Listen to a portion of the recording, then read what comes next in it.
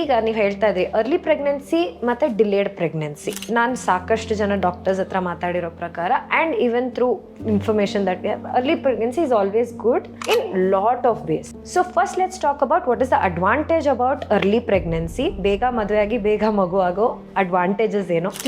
V are going with the nature. ಅಂದರೆ ovarian reserve ಚೆನ್ನಾಗಿರುತ್ತೆ, ಈ ಡಯಾಬಿಟಿಸ್ ಇರ್ಬೋದು, ಹೈಪರ್ ಟೆನ್ಷನ್ ಇರ್ಬೋದು, ಅಥವಾ ಇನ್ನೇನಾದರೂ ಏಜ್ ರಿಲೇಟೆಡ್ ಡಿಸೀಸಸ್ ಎಲ್ಲ ಕಡಿಮೆ ಇರುತ್ತೆ and she will be young and ಎನರ್ಜೆಟಿಕ್ಕು.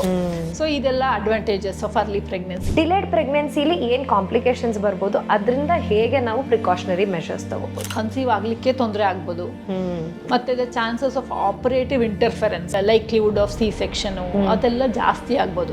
Early ಪ್ರೆಗ್ನೆನ್ಸಿನಲ್ಲಿ ಇದ್ದಷ್ಟು ಸ್ಟ್ರಾಂಗ್ ಇರೋದಿಲ್ಲ, ರಿಜಿಡ್ ಇರುತ್ತೆ. So the baby may not go through ತೊಂದರೆಗಳು ಆಗ್ಬೋದು ಲೇಟ್ ಪ್ರೆಗ್ನೆನ್ಸಿನಲ್ಲಿ.